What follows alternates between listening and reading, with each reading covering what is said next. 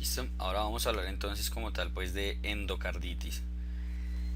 La endocarditis es una infección muy importante de hablar, de mencionar, de estudiar, porque digamos que tiene una presentación que no es muy típica y que por lo tanto uno debe tener una sospecha clínica y debe saber cuándo buscarla, y tiene una mortalidad altísima. ¿Listo? Sobre todo si es asociada a procedimientos asociados al cuidado de la salud. Entonces por eso hay que saber más o menos de qué se está hablando cuando se habla de endocarditis. En cuanto a una introducción breve, pues es una enfermedad contagiosa de alta mortalidad. Se dice que tiene una mortalidad mayor al 25%. A nivel intrahospitalario se habla de una mortalidad, según el estudio, que se mire 40-50%. Tiene una presentación clínica y etiológica variable, que fue lo que mencionamos, y va a depender principalmente pues del huésped y del patógeno que esté causando como tal la endocarditis. Va a afectar principalmente las válvulas de cavidades izquierdas, listo, es decir, mitral y aórtica. Es más raro una endocarditis de una válvula pulmonar o algo por el estilo, listo, va a ser mitral y aórtica. En cuanto a la epidemiología, es difícil de establecer dado que había un cambio como tal en la definición y en el diagnóstico de la endocarditis. Antes no habían criterios de Duke, después hubo criterios de Duke, ahora criterios de Duke modificados, etcétera. Entonces digamos que los estudios que se han hecho a lo largo del tiempo han tenido diferentes definiciones. Entonces realmente es difícil hacerlo, pero una aproximación que hace UpToDate es de 33,8 por cada millón de personas. ¿Listo? Se dice que 2/3 de los afectados van a ser hombres mayores de 50 años, y esto se ve a que hubo un cambio en la epidemiología. Si ustedes se van a leer libros más antiguos, no sé, de 1990 y pucho, 2000 y pucho, ahí digamos que la principal población afectada era más bien hombres jóvenes. Y esto se ve a que ya desapareció, por así decirlo, de la gran mayoría de los países lo que fue o lo que es la fiebre reumática. Anteriormente, el principal factor de riesgo para tener una endocarditis infecciosa era la valvulopatía reumática. Actualmente, esa ya no es el principal factor de riesgo, sino que es la valvulopatía de tipo prolapso de válvula mitral. Entonces, ¿qué ha generado esto? Que digamos ahorita ya no sean los jóvenes que les dio una amigdalitis y estuvieron de malas y les dio su fiebre reumática posterior a la amigdalitis los que tienen la endocarditis, sino que la endocarditis ahorita es de los pacientes ancianos que tienen su valvulopatía porque su corazón ya está viejito y demás. ¿Listo? Entonces a eso se refiere el cambio en la epidemiología. Actualmente la endocarditis es una enfermedad más de pacientes ancianos, usualmente hombres. Anteriormente, o por lo menos en lo que son los países subdesarrollados, donde todavía no hay una buena erradicación de la fiebre reumática tipo África o algo por el estilo, ahí digamos que la epidemiología ya es de unos pacientes un poco más jóvenes y casi todos con el antecedente de su valvulopatía reumática. Hay diversas clasificaciones que se pueden realizar. De acuerdo a la cronicidad, existe una aguda menor a 15 días, subaguda 15 a 30 días y crónica mayor a 30 días. Esto no tiene tanta importancia, solo que digamos hay ciertos patógenos que se pueden agrupar, que no sé, el aureus suele ser más agudo y el streptococo suele ser más subagudo, pero pues digamos que no es algo tan importante. Es mucho más importante esta clasificación, esta de aquí abajito, ¿listo? El tipo de válvula, si es nativa o es protésica. Y en cuanto a la protésica, es importante valorar si es una protésica temprana, es decir, que la prótesis lleva menos de un año de haber sido colocada, o tardía, es decir, que esa prótesis lleva más de un año ahí en el corazón de ese paciente. ¿Por qué es importante eso? Porque eso nos va a definir cuál puede ser la posible etiología y cuál es el posible manejo empírico que se le va a realizar. ¿Qué factores de riesgo existen para desarrollar endocarditis? Edad mayor de 60 años, el sexo masculino, como ya habías mencionado, el uso de drogas intravenosas, sobre todo para las infecciones por estafilococo aureus, que suelen tener un compromiso principalmente de cavidades derechas, y es la razón por la cual muchas veces las endocarditis por estafilococo aureus tienden a generar unos embolismos sépticos pulmonares y generar neumonías necrotizantes en el pulmón. Las valvulopatías, que dijimos que el más importante en este momento es el prolapso de válvula mitral, anteriormente era la valvulopatía reumática. Tener un antecedente de cardiopatía congénita, especialmente si la corrección de esta requirió la colocación de material protésico o que la cardiopatía como tal no se haya corregido. Tener válvulas protésicas, tener un antecedente previo de endocarditis, ser usuario de un dispositivo intravascular tipo CDI marcapasos, ser usuario de hemodiálisis crónica y tener algún grado de inmunosupresión, sobre todo VIH, para el desarrollo de endocarditis por organismos atípicos. En cuanto a la etiología, actualmente, en los últimos estudios que han salido, el principal y en este momento de la bacteria reina de la endocarditis es el estafilococo aureus. Anteriormente era el streptococo del grupo viriens. Estafilococo aureus ahorita es el 31%, streptococo del grupo viriens 17%, los enterococos 11%, estafilococos coagulasa negativo, o sea epidermidis 11%, Streptococcus bovis 7%, otros estreptococos 5%, gram negativos no ASEC 2%, hongos 2% y gram negativos tipo ASEC 2%.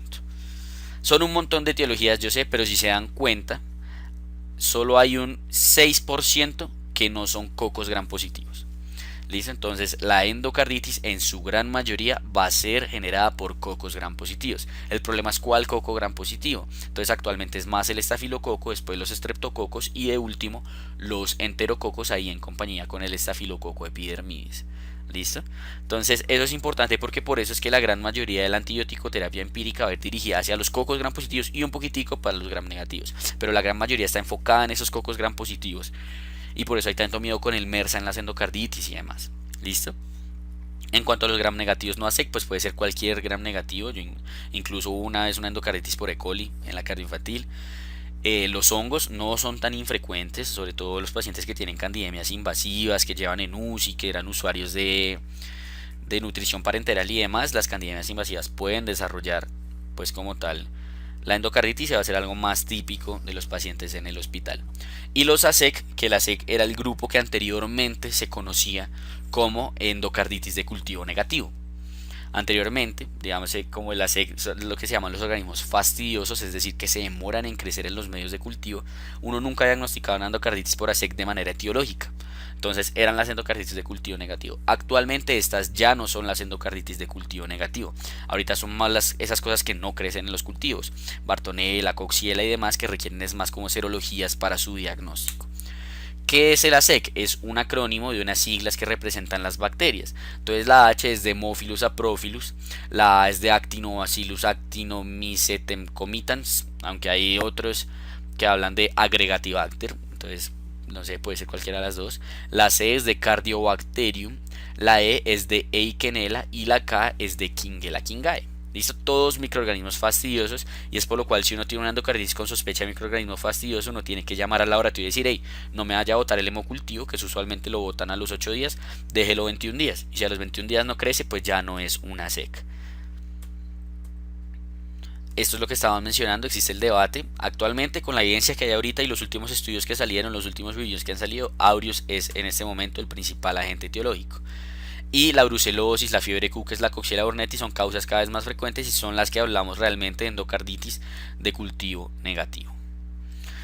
¿Cuál es la fisiopatología o por qué se llega a generar una endocarditis? Lo primero que tiene que haber es una bacteremia transitoria. La causa más común de bacteremia transitoria a nivel mundial es cepillarse los dientes. ¿Listo? Cuando uno se cepilla los dientes y le sale sangrecita, ahí se metió una bacteria a la sangre. ¿Listo? Entonces muchas veces uno tiene bacterias transitorias cuando le hacen procesos dentales, cuando le toman una muestra sanguínea, cuando hacen esa irrupción de la piel, ahí sí o sí entró mínimo una bacteria. Entonces uno muchas veces tiene bacterias transitorias.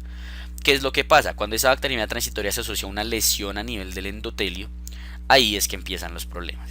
Ahí está la selección endotelial y llega la bacteria y ¡pum! Se pega ahí. ¿Listo? Y por eso es que los cocos gram positivos tienen esa gran capacidad de adherirse a las cosas, de epidermidis, aureus, todos tienen esa capacidad de desarrollar ese biofilm y por eso es que son tan buenos colonizadores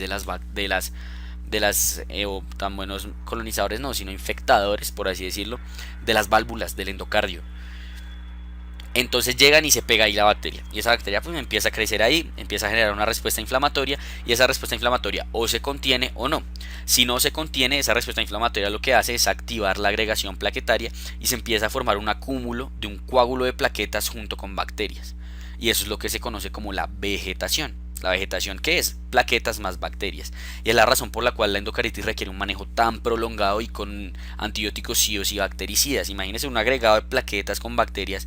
Uno le pone un antibiótico bacteriostático a eso y no le hace ni cosquillas, porque el sistema inmune nunca solito va a acabar con esa bacteria. Listo, no necesita un antibiótico bactericida que vaya matando y tiene que ser un tiempo prolongado para asegurarse de acabar con toda esa vegetación. ¿Listo? Entonces esa es como la fisiopatología de la endocarditis. ¿Cómo se puede prevenir como tal que se desarrolle la endocarditis? Lo primero pues es hacer una higiene oral adecuada a todos los pacientes, a todos deberíamos tener una buena higiene oral para que cuando nos hagan un procedimiento ya más invasivo y oral tengamos menos riesgo de que se nos pase un bicho feo a la sangre. Lo otro, un muy buen cuidado de los catéteres venosos centrales y periféricos a nivel intrahospitalario, un manejo antibiótico adecuado frente a toda infección, porque si no, estas hacen sepsis y las sepsis terminan en muchas veces endocarditis. Un uso consciente y adecuado de antibióticos, educar sobre el riesgo de los piercing y los tatuajes y hacer un manejo de pacientes portadores crónicos de MRSA y esas cosas. Otra forma de prevenirlo es la famosa profilaxis antibiótica que actualmente está tan debatida. La profilaxis antibiótica en este momento, según el NICE, que es la guía europea, dice a nadie se le debe dar. El NICE anuló la profilaxis antibiótica para la endocarditis. Pero la guía americana, lo que es la AJA, y la guía europea, sí siguen recomendando la endocarditis a ciertos pacientes. ¿A qué pacientes? Tienen que cumplir dos condiciones. Primero, que el paciente sea de alto riesgo, y segundo, que ese paciente de alto riesgo vaya a ser llevado a un procedimiento de alto riesgo. ¿Cuáles van a ser los pacientes de alto riesgo? Ahorita me vuelvo a eso, creo que es más importante hablar de esto primero. ¿Cuáles van a ser los pacientes de alto riesgo? Los pacientes con usuarios de válvula protésicas, con antecedentes de endocarditis o con cardiopatías congénitas no corregidas o corregidas con material protésico. Y la baja agrega potasio trasplantado con valvulopatía. ¿Y cuáles van a ser los procedimientos de alto riesgo? Manipulación de las encías, cirugías cardíacas y la colocación de dispositivos electrofisiológicos, CDI y marcapasos.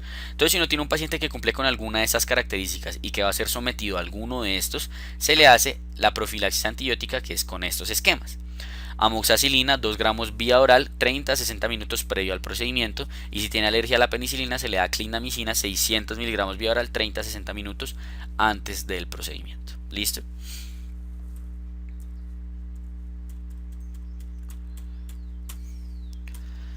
Entonces, como dijimos, actualmente está muy debatida. Y de hecho, si uno lee, realmente los estudios que la fundamentan no son muy buenos, y los estudios que utilizó el NICE para quitarlo son aún peores. Entonces realmente no hay una evidencia muy buena sobre, oiga, esto sí sirve o no. ¿Qué sí sabemos? Desde que el NICE retiró la profilaxis antibiótica en Europa las endocarditis asociadas al cuidado de la salud están en picada, van para arriba. ¿Listo? Hay un estudio sueco que muestra eso de una forma perfecta. Después de que el NICE eliminó la profilaxis como tal, hay un aumento como tal en la tasa de endocarditis. Entonces se puede decir que la profilaxis sí sirve. ¿Listo? Pues uno podría hacer como esa injerencia. La profilaxis sí sirve. ¿Cuál es el problema ahorita? ¿A quiénes le sirve? Y es lo que tenemos que hacer estudios. Actualmente estamos en la Fundación Cardioinfantil haciendo un estudio como tal, en el cual se cogió una población desde 2013 hasta 2018.